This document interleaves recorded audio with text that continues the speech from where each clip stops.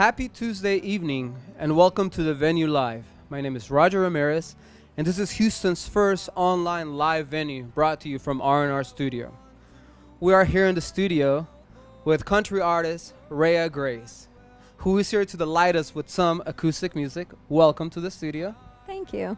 So, Rayah, your new single, Girl Crazy, will be released October 25th.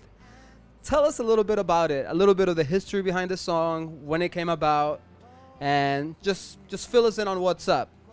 So, Girl Crazy, the writers are actually based out of Nashville. Adam Bird and Sarah Ashley Motes. I think I got that right in the right order.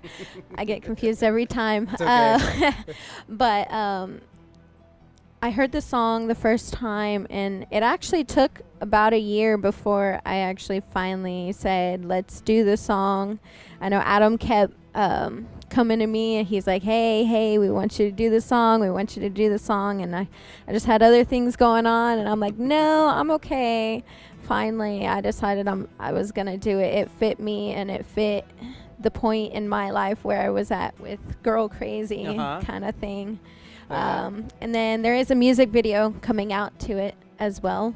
And that's all coming out on the 25th? Or? Yes. Okay, yes. Cool. So I actually ended up breaking up with my boyfriend over that music video. Oh, really? Yes. But that's a whole nother ball game. So He couldn't handle the pressure? not the musician life, but it's all good. Well, the musician life is not the easiest to handle, you know. Not at Those all. musicians are, first off, a little crazy.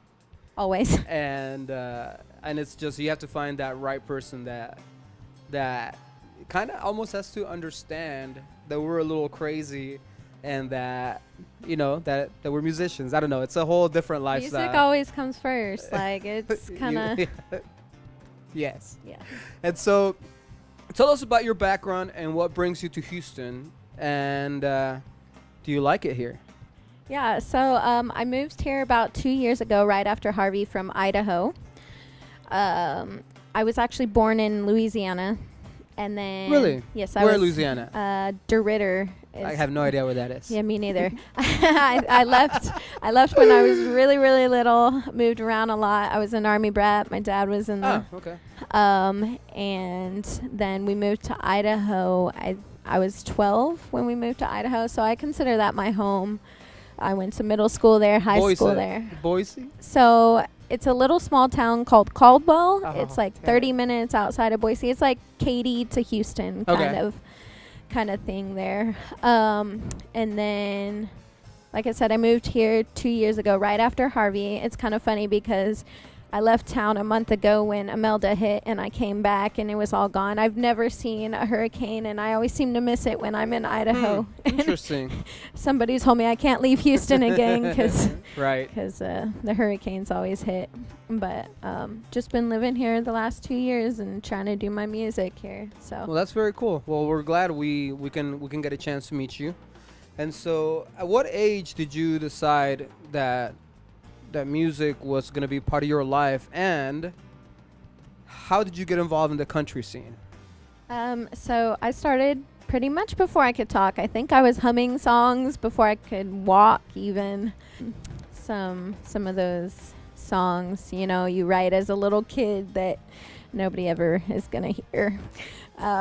That's interesting. Yes. That's cool. So I went through choir all through elementary school, middle school. I actually had to choose between band and choir in middle school. What did you choose? I chose choir. Choir was always the top of it. That's where we differ. Yeah. See, well, I was playing clarinet, so it wasn't what clarinet. I wanted to do. It's It was one of clarinet. those, It's okay. here's an elective. We're going to Yeah. take this. And it was still music, so. And then I took private voice lessons for 5 years, all throughout high school, a little bit after high school. And what kept me going, actually, I had a double transplant, liver and kidney. Yes. Oh, wow. In 2012. Interesting. Yes. Shit just got real. Yes. Real as it can be. Wow. Okay. Yeah. But I remember the first time my grandmother actually bought me my first guitar when I was 16, and I kind of put it in the corner, and it sat there, and I didn't touch it. And then when I was in the hospital, I remember there was a music therapy lady that came by every Thursday. Yeah. And she's actually the one who started me to pick up the guitar. And she taught me the 4 basic chords, your G minor, C, and D. And I just kind of took off from there. I took a little break. I sat in the corner for a little while longer. And it, because I used to do opera, actually. And you don't really need a guitar in opera music. You need some pipes. Yes. So that's pretty like opera. I like rock operas. I've yet to hear a rock. You haven't heard a rock opera? I'm gonna have to look that up now. And I know this is gonna be contrary to my lifestyle, but there is this rock opera that I fell in love with. It's called Jesus Christ Superstar. Great. I'm gonna have to look that up. Great rock opera. But get the one from like not the new one. I think the newer one kind of sucks because all these like new artists were trying to do it. But the original one, I think it was maybe from like the 60s or 70s. The music is awesome, and I'm cursing about talking Jesus Christ, but whatever, it's awesome, just epic. There's awesome. No other word. You should listen to it. I will definitely have to do that. So opera, and how long did you do that for? All school and a little bit after. It's kind of hard to get a career out of opera, to be quite honest with you, but that's okay.